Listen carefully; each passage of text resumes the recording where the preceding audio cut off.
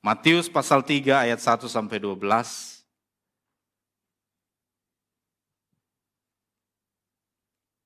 Matius pasal 3 ayat 1 sampai 12, firman Tuhan berkata demikian. Yohanes Pembaptis. Pada waktu itu tampillah Yohanes Pembaptis di padang gurun Yudea dan memberitakan, bertobatlah sebab kerajaan sorga sudah dekat. Sesungguhnya dialah yang dimaksudkan Nabi Yesaya ketika ia berkata, ada suara orang yang berseru-seru di padang gurun, persiapkanlah jalan untuk Tuhan, luruskanlah jalan baginya. Yohanes memakai jubah bulu unta dan ikat pinggang kulit, dan makanannya belalang dan madu hutan. Maka datanglah kepadanya penduduk dari Yerusalem, dari seluruh Yudea, dan dari seluruh daerah sekitar Yordan. Lalu sambil mengaku dosanya, mereka dibaptis oleh Yohanes di sungai Yordan. Tetapi waktu ia melihat banyak orang Farisi dan orang Saduki datang untuk dibaptis, berkatalah ia kepada mereka, hai kamu keturunan ular beludak, siapakah yang mengatakan kepada kamu bahwa kamu dapat melarikan diri dari murka yang akan datang? Ayat 8. Jadi hasilkanlah buah yang sesuai dengan pertobatan. Dan janganlah mengira bahwa kamu dapat berkata dalam hatimu, Abraham adalah bapa kami. Karena aku berkata kepadamu, Allah dapat menjadikan anak-anak bagi Abraham dari batu-batu ini. Kapak sudah tersedia pada akar pohon, dan setiap pohon yang tidak menghasilkan buah yang baik, pasti ditebang dan dibuang ke dalam api. Aku membaptis kamu dengan air sebagai tanda pertobatan. Tetapi ia yang datang kemudian daripadaku lebih berkuasa daripadaku, dan aku tidak layak melepaskan kasutnya. Ia akan membaptiskan kamu dengan Roh Kudus dan dengan api. Alat penampi sudah di tangannya, ia akan membersihkan tempat pengirikannya dan mengumpulkan gandumnya ke dalam lumbung. Tetapi debu jerami itu akan dibakarnya dalam api yang tidak terpadamkan. Bapak Ibu Saudara yang dikasihi Tuhan, tema bertobat dan takut akan Tuhan ini agak jarang dikhotbahkan hari-hari ini Bapak Ibu Saudara. Ada satu teori yang sedang saya pelajari yaitu MTD. Teori ini Bapak Ibu bisa nanti searching, yang punya ChatGPT bisa searching apa itu MTD. Bukan MPD, MTD, MTD. Teori ini menjelaskan tentang bagaimana gereja-gereja saat ini mengutamakan kenyamanan jemaat. Jemaat sudah setengah mati bekerja dari Senin sampai Sabtu. Kalau bisa dia datang ke gereja itu nyaman. Tidak ada beban. Bapak Ibu setuju dengan itu? Tidak ada yang salah dengan itu. Tapi persoalannya, di dalam teori itu menegaskan di sana bahwa jemaat tidak boleh lagi disampaikan hal-hal yang menyinggung perasaan mereka. Jemaat jangan ditegur melalui firman Tuhan. Kalau bisa yang baik-baik saja, yang enak didengar oleh telinga, yang lucu-lucu. Dan ini ditentang oleh banyak sekali teolog. Karena ini teolog ini sudah mempengaruhi banyak kekristenan di Amerika. Dan menurut penelitian, hal ini sudah sekarang menyebar luas di Indonesia ini. Jadi gereja itu hadir untuk menampung banyak orang, membuat orang-orang yang datang nyaman, senang. Itulah pokoknya. Apakah ada yang salah dengan kenyamanan jemaat ketika datang ke gereja? Tidak ada yang salah. Jemaat harus nyaman, harus sukacita datang ke gereja. Tapi teori ini mengabaikan satu hal. Mengabaikan satu hal yang lain yang dimana di sana tidak boleh dilakukan kepada jemaat itu hal-hal yang berat. Misalnya pengajaran, Bible study. Aduh, Bible study ngapain, jemaat sudah terlalu capek. Dan udah jangan yang berat-berat, kasih yang ringan-ringan saja. Dan salah satunya yang tidak boleh ditekankan di pengajaran itu adalah pertobatan. Nggak usah bahas soal pertobatan, berat sekali. Nah saudara-saudara yang kasih Tuhan, Oleh karena itu kita bahas pertobatan hari ini. Saya tidak mau MTD itu kita anut di gereja ini. Bertobatlah, Yohanes mengatakan begini, bertobatlah sebab kerajaan Allah, kerajaan sorga sudah dekat. Kalau kita lihat latar belakang ini, Yohanes ini lebih duluan lahir daripada Tuhan Yesus 6 bulan. Dia lebih duluan lahir. Dan kalau kita baca tadi, bahwa sebenarnya Yohanes ini sudah dinubuatkan oleh Nabi Yesaya. Bukan hanya Tuhan Yesus yang dinubuatkan, tetapi Yohanes pun sudah dinubuatkan sejak perjanjian lama. Ya. Apa tujuannya Yohanes lahir? Salah satu, Yohanes ini adalah tujuannya untuk mempersiapkan jalan bagi kita untuk menyambut Tuhan Yesus yang akan datang ke dunia. Makanya Yohanes datang untuk menyampaikan, bertobatlah sebab kerajaan sorga sudah dekat. Nah, saudara, kita melihat dulu tentang arti pertobatan. Pertobatan di dalam Alkitab ada dua. Yang pertama metamelomai dan ada metanoia. Coba kita lihat Bapak Ibu Saudara. Metamelomai itu artinya menyesal, merasa sedih, atau merasa menyesal atas apa yang telah dilakukan. Menyesal. Bapak Ibu kalau melakukan kesalahan, pernahkah Bapak Ibu menyesal? Pernah ya? Pasti pernah. Itu metamelomai. Ciri-cirinya adalah yang pertama dia lebih menekankan perasaan sesal, bukan perubahan hidup. Menyesal iya. Tetapi dia menyesal atas perbuatan yang salah itu, besok lagi dia bisa ulangi kesalahan yang sama. Karena hanya menyesal, tidak ada tujuan perubahan. Menyesal. Kemudian, ciri-ciri yang kedua adalah menyesal karena akibat atau konsekuensi, bukan karena membenci dosa. Ya. Takut karena ada konsekuensi di balik apa yang dia lakukan. Ya dia menyesal. Bukan karena takut itu dilarang oleh firman Tuhan. Bukan. Dia takut akibat dari apa yang dia lakukan. Itu saja. Kemudian yang ketiga, bisa berhenti pada emosi tanpa perubahan moral atau spiritual. Hampir sama dengan feeling teologi perasaan. Ada teologi perasaan Bapak Ibu. Teologi perasaan. Jadi teologi perasaan itu termasuk di dalam metamelomai. Jadi kalau musiknya sendu, musiknya enak didengar, tersentuh hatinya, oh dia bertobat di situ. Pada saat itu. Pada saat dia nyanyi itu meneteskan air mata, musiknya enak, kata-kata di lagunya enak, nangis dia di situ, bertobat dia di situ. Tapi pertobatan itu metamelomai. Berhenti sampai di situ, selesai sampai di situ. Kemudian yang keempat adalah digunakan untuk menggambarkan penyesalan Yudas. Yudas itu bertobat, tapi pertobatannya adalah pertobatan metamelomai. Ini Bapak Ibu harus tahu. Jadi kalau orang mengatakan saya sudah bertobat, pertobatan yang mana dulu nih? Jangan-jangan yang metamelomai. Yudas menyesal dia telah menjual Tuhan Yesus. Tetapi endingnya apa? Dia bunuh diri juga. Dia nggak bertobat. Ada penyesalan. Nah, metamelomai ini disimpulkan bahwa penyesalan emosional tanpa perubahan hati atau tindakan. Ya, ini metamelomai. Kemudian, metanoia. Metanoia itu adalah perubahan pikiran, perubahan arah hidup, atau pertobatan yang sejati.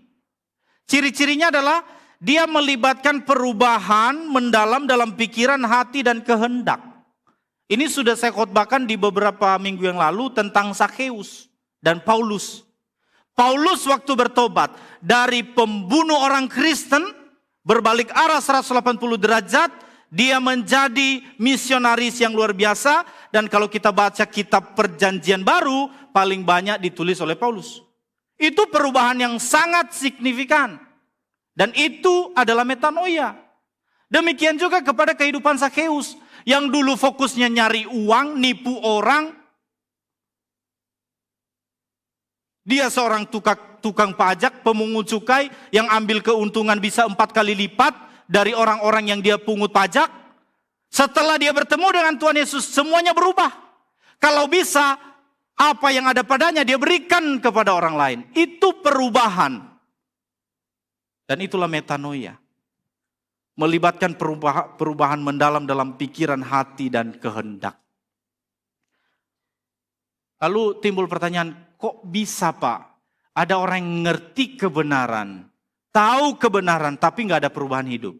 Karena pertobatannya adalah pertobatan metamelomai. Bukan metanoia. Yang kedua, ciri-cirinya adalah mengubah arah hidup dari dosa menuju Tuhan. Ketiga, ada unsur transformasi dan komitmen baru. Transformasi, ada perubahan. Kemudian, pertobatan yang diharapkan oleh Tuhan, itu di dalam Matius pasal 3 ayat 2 ini, sesuai dengan apa yang kita baca tadi, tentang bagaimana Yohanes mengatakan, bertobatlah sebab kerajaan Allah sudah dekat. Itulah, kalau Bapak Ibu baca bahasa Yunaninya, Bapak Ibu akan menemukan di sana tulisannya metanoia. Itu pertobatan yang sejati. Artinya kalau kita simpulkan, bahwa metanoia, pertobatan sejati yang menghasilkan perubahan hidup dan buah-buah ketaatan. Bapak Ibu, saya harapkan kita sambil koreksi diri kita. Kita di sebelah mana? Kita di sebelah metanoia atau metamelomai? Jangan-jangan dosa yang kita lakukan hanya sebatas penyesalan. Besok kita lakukan lagi, besok kita lakukan lagi. Itu bukan metanoia, itu metamelomai. Saudara-saudara yang dikasihi Tuhan. Pertanyaannya adalah, mengapa Yohanes menyerukan tentang pertobatan ini? Yang pertama, yang terjadi pada zaman itu adalah kemunafikan keagamaan. Bangsa Israel itu tampak religius, tapi hati mereka jauh dari Tuhan. Yesaya 29 ayat 13. Ini yang menjadi faktor utama pada waktu itu, salah satunya. Bahwa bangsa Israel itu kelihatannya rohani, kelihatannya religius.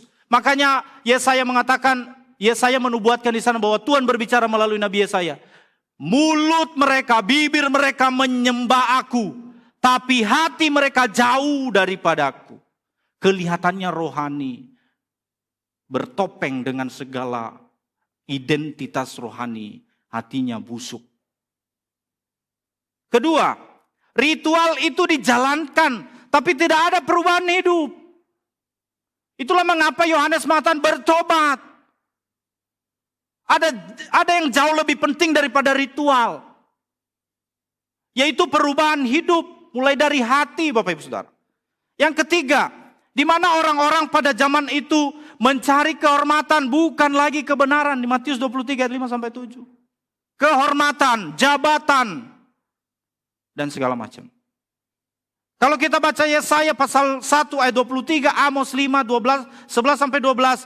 Di sana banyak orang yang menindas orang miskin. Penindasan kepada orang-orang miskin. Kemudian apa? Perzinahan. Fisik rohani. Apa maksudnya fisik rohani? Perzinahan dalam hal kehidupan seks bebas pada masa itu. Kemudian perzinahan rohani artinya Tuhan mengatakan bahwa Allah cemburu. Di mana ada orang-orang yang menjalankan ritual agama. Tapi di waktu bersamaan menyembah juga dewa-dewa, patung dan segala macam. Saudara-saudara, ini sudah terjadi pada zaman itu.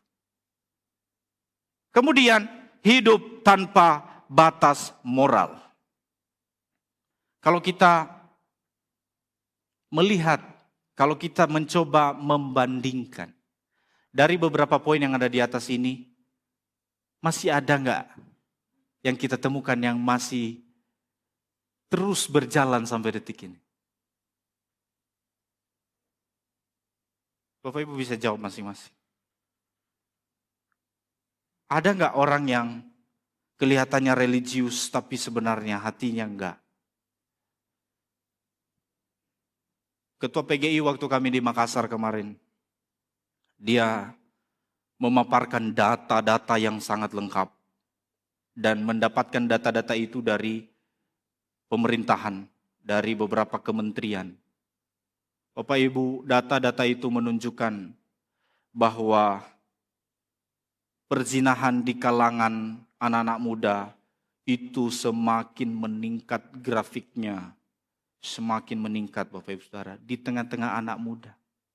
Bahkan dari data itu, di antara anak SD pun sudah banyak sekali yang mohon maaf mereka sudah nonton video porno dan mereka sudah kehilangan keperawanannya di usia yang masih SD.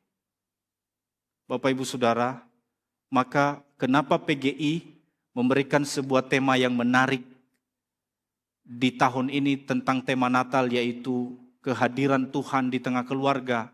Karena keluarga-keluarga, khususnya keluarga Kristen saat ini menjadi ancaman-ancaman bagi lingkungan sekitar ini, di mana iblis ingin terus menarik kita keluar jauh daripada Tuhan. Jangan kita menganggap data ini main-main, tapi ini yang terjadi sekarang ini di bangsa kita. Jagalah putra-putri Bapak Ibu yang sudah menginjakkan usia remaja pemuda, tolong diprotek dengan luar biasa. Ya, walaupun sekarang katanya anak-anak itu harus bebas gitu, dibebaskan. Enggak, kalau saya mohon maaf, ini pribadi saya lebih setuju dengan gaya orang tua saya dulu. Saya lebih setuju dengan gaya orang tua saya bagaimana anak-anak benar-benar dididik luar biasa. Kamu mau pacaran boleh, tapi jam sekian udah harus pulang. Aturannya jelas gitu loh, jangan dibebaskan sebebas-bebasnya. Kadang karena terlalu dikasih peluang, anak-anak kita jadi keluyuran kemana-mana. Harus tetap ada aturan-aturan main dalam keluarga. Saya pikir orang tua harus konsentrasi dengan itu. Ya. Nah Bapak Ibu Saudara, ini yang terjadi saat ini. Itulah mengapa Yohanes mengatakan bahwa bertobatlah. Kenapa? Sebentar lagi Tuhan Yesus datang ke dunia. Percuma kita rayakan Natal ini, percuma kita menyambut Natal dengan sukacita, dengan berbagai hiasan-hiasan Natal, tapi hati kita tidak menyambut Tuhan Yesus secara pribadi, itu sayang sekali. Makanya Yohanes mengatakan mempersiapkan jalan bagi Tuhan. Nah saudara yang dikasihi Tuhan, kemudian yang terjadi pada masa itu adalah di antara kitab Maleakhi dan Matius. Bapak Ibu lihat kalau Bapak Ibu bawa Alkitab, di antara Maleakhi dan Matius itu kalau kita lihat hanya ada satu lembar pemisah Bapak Ibu Saudara. Ya, hanya ada satu lembar pemisah.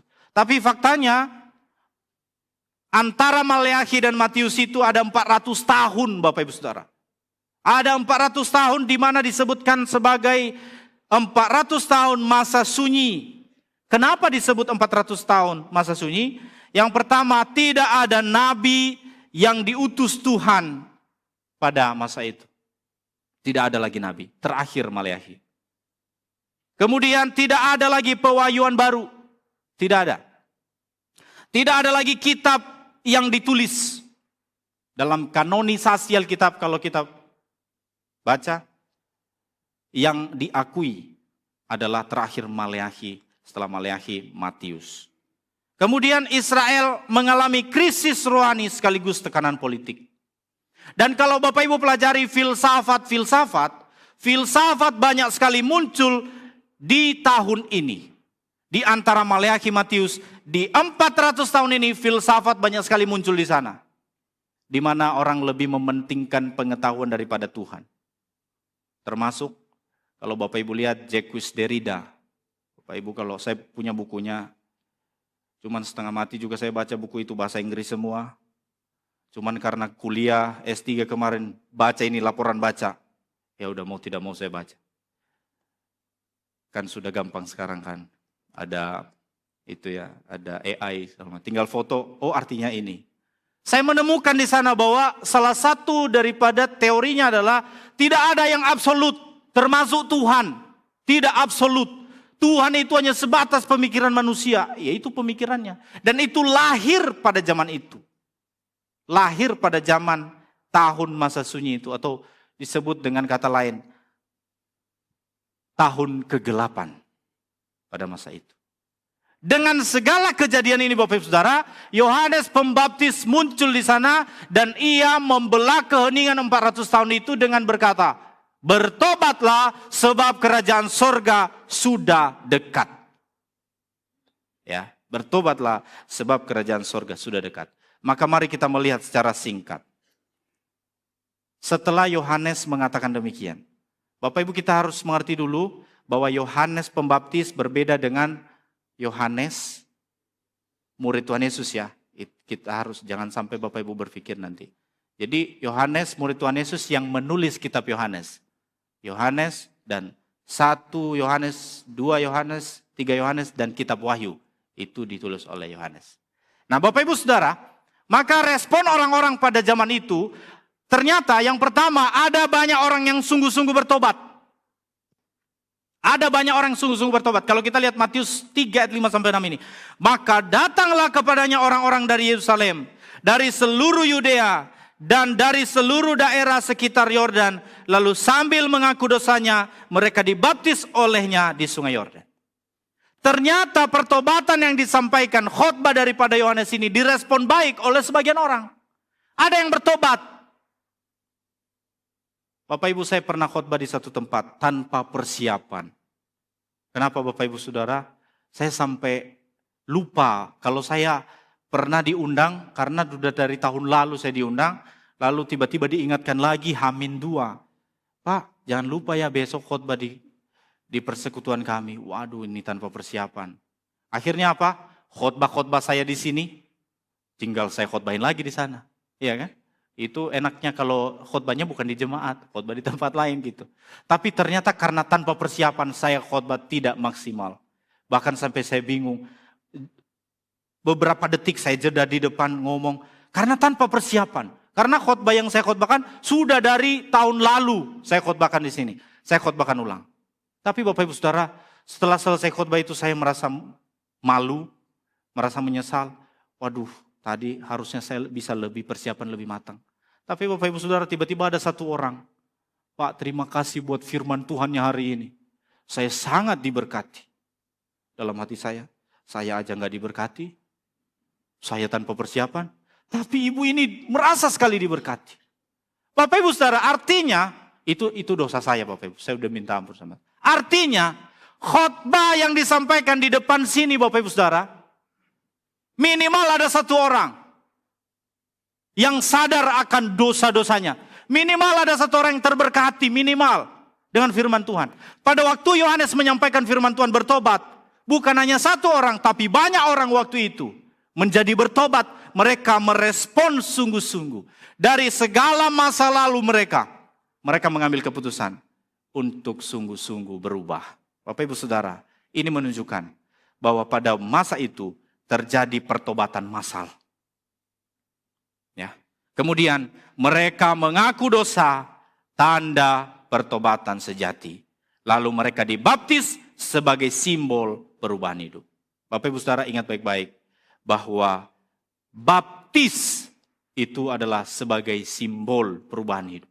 Jadi seseorang harus sudah bertobat dulu, baru dia dibaptis.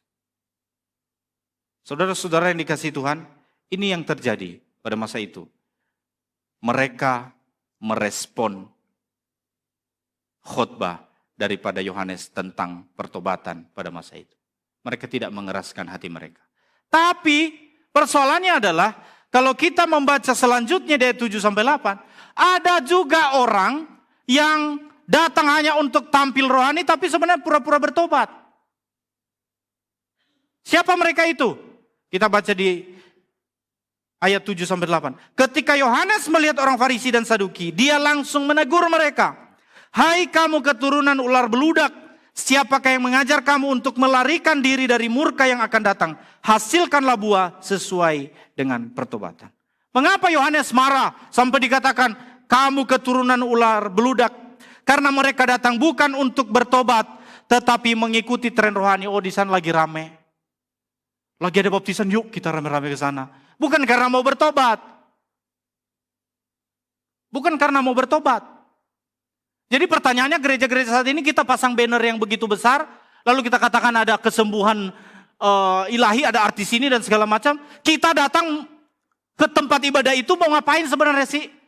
Memang benar-benar hati kita mau tertuju pada Tuhan atau kita mau melihat sesuatu yang perform yang luar biasa. Kita jangan kehilangan fokus Bapak Ibu Saudara. Nah saudara, yang kedua, mereka menganggap diri benar karena keturunan Abraham. Mereka berpikir bahwa mereka keturunan Abraham. Padahal Yohanes di sini menentang mereka Bapak Ibu Saudara. Ya. Dia mengatakan di sini, di ayatnya yang ke-7. Tetapi waktu ia melihat banyak orang Farisi dan orang Saduki datang untuk dibaptis, berkatalah ia kepada mereka, "Hai kamu keturunan ular beludak, siapakah yang mengatakan kepada kamu bahwa kamu dapat melarikan diri dari murka Allah yang akan datang? Jadi hasilkanlah buah sesuai dengan pertobatan. Dan janganlah mengira bahwa kamu dapat berkata dalam hatimu, Abraham adalah bapa kami. Karena aku berkata kepadamu, Allah dapat menjadikan anak-anak bagi Abraham dari batu-batu ini." Saudara-saudara, yang ketiga, mereka ingin menjaga reputasi religius mereka, bukan bertobat.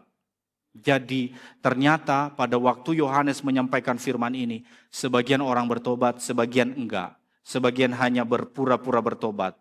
Mereka juga mau dibaptis, tapi sebenarnya mereka enggak bertobat. Ya memang kalau kita pelajari dari setelah Tuhan Yesus melayani nanti, orang Farisi dan orang Saduki ini bikin onar terus. Selalu suka kritik aja pokoknya kerjaan mereka. Mengkritik Tuhan Yesus, mencobai Tuhan Yesus, memberikan pertanyaan-pertanyaan yang menjebak Tuhan Yesus. Dan pada akhirnya Tuhan Yesus bisa menebas semua itu pertanyaan-pertanyaan mereka. Mereka tidak bisa. Nah, kemudian Bapak Ibu Saudara, ini adalah merupakan tanda pertobatan palsu. Mereka datang ke ibadah tapi tidak berubah.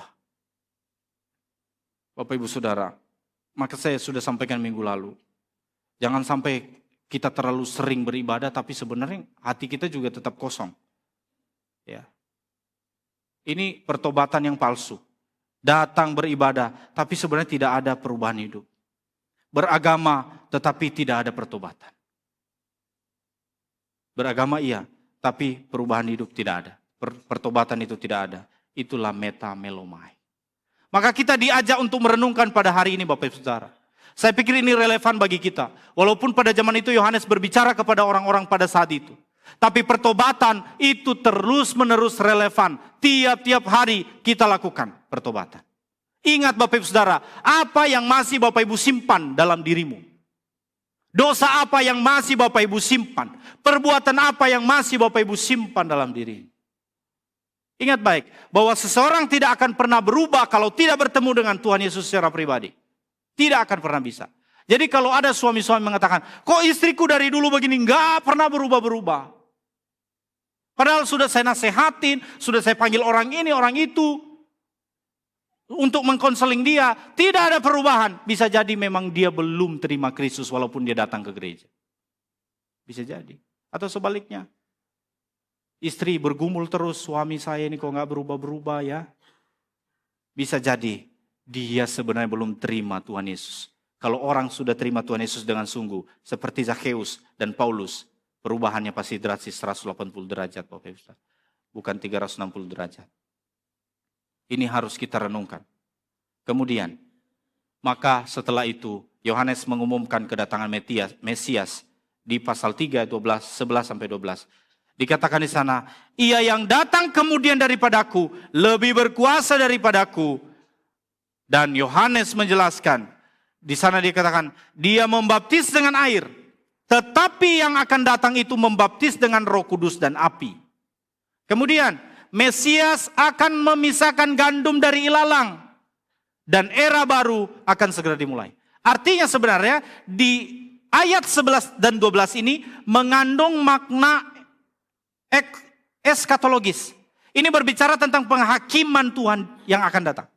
Sebenarnya Yohanes secara tidak langsung menjelaskan, Tuhan Yesus akan datang. Setelah dia akan datang, dia akan naik ke sorga. Setelah dia naik ke sorga, nanti suatu saat dia akan turun menghakimi setiap umat manusia. Makanya di sana dikatakan, dia memisahkan gandum dari ilalang. Nanti akan dipisahkan Bapak Ibu Saudara. Seperti khotbah minggu lalu, nanti ada domba, ada kambing. Ya, nanti ya itu terserah Tuhan, Tuhan yang menilai. Jangan kita menilai, oh ini orang Kristen kambing nih, kamu domba nih, jangan. Tuhan nanti yang menilai itu. Katanya domba di sebelah kanan, kambing di sebelah kiri. Mohon maaf kalau salah ya. Apakah domba di sebelah kiri? Tapi di sebelah yang satu ada kambing, sebelah satu ada domba. nanti pada zaman itu. Jangan sampai suaminya domba, istrinya kambing. Gak lucu ya. Ya. Atau istri domba, suaminya kambing, anak-anaknya kambing semua. Atau anak-anaknya justru malah domba. Suami istri kambing. Nah, jangan sampai demikian. Pastikan kita semua domba. Amin. Pastikan. Maka kita perlu bertobat. Pertobatan yang terus menerus. Pemberitaan ini mempersiapkan hati orang banyak untuk menerima Yesus. Untuk mempersiapkan diri juga pada hari penghakiman. Ya. Saya ulang lagi apa yang saya sampaikan minggu lalu bahwa Tuhan Yesus pasti akan datang kedua kali. Tapi dia datang bukan seperti di Natal ini. Natal kita meriahkan di sini. Kenapa kita menyambut sang bayi yang lahir? Dia datang ke dunia dari selama 400 tahun masa sunyi di bumi. Tiba-tiba Tuhan Yesus datang menyelamatkan umat manusia. Ada lagi pengharapan bagi umat manusia. Tapi ketika dia datang kedua kali, dia bukan lagi datang seperti di Natal ini. Dia datang untuk memisahkan. Dia datang untuk menghakimi. Dia memisahkan gandum dari ilalang. Pertanyaannya, sudah siapkah Bapak Ibu dipisahkan? Untuk itu. Untuk itulah kita terus mempersiapkan diri agar nanti kelak dia datang kita sudah siap. Amin. Bapak Ibu Saudara yang terakhir. Maka beberapa poin dari kesimpulan firman Tuhan yang ingin saya sampaikan hari ini. Yang pertama, bahwa pertobatan sejati itu dimulai dari hati. Bukan dari ritual atau simbol-simbol lahiriah. Ya. Pertobatan sejati itu dimulai dari hati kita, bukan dari ritual atau simbol lahiriah. Ketika hati sudah beres, ritualnya sudah otomatis. Nah, Bapak Ibu Saudara yang kedua, buah pertobatan harus terlihat dalam perubahan karakter dan tindakan dalam kehidupan sehari-hari. Kemudian, hidup takut akan Tuhan berarti menghormati firman-Nya lebih dari pendapat manusia. Yang keempat, pertobatan yang asli menuntut kesederhanaan, kerendahan hati, dan kemurnian hidup. Bukan hanya tampilan religius. Bukan. Yang kelima, jangan mengandalkan status rohani atau tradisi atau latar belakang keluarga. Allah menuntut hati yang bertobat. Yang selanjutnya, setiap orang akan menghadapi penghakiman Allah. Karena itu bertobatlah sebelum terlambat. Yang terakhir, pertobatan harus berlangsung terus-menerus. Setiap hari kita menghasilkan buah yang memuliakan Tuhan. Di minggu Advent yang kedua ini, menarik PGI memberikan tema tentang pertobatan. Untuk apa? Agar kita jangan kehilangan esensi Natal. Jangan sampai kita terlalu fokus pada kemeriahan Natal. Sampai-sampai kita lupa sebenarnya yang kita rayakan ulang tahun siapa. Ya kan? Kita sedang merayakan ulang tahun Tuhan Yesus, Bapak Ibu Saudara. Jangan sampai kita kehilangan fokus. Kita hanya fokus untuk diri kita sendiri. Kiranya Tuhan menolong kita untuk melakukan firman Tuhan ini dan kita bertobat terus-menerus setiap hari. Tuhan memberkati kita semua.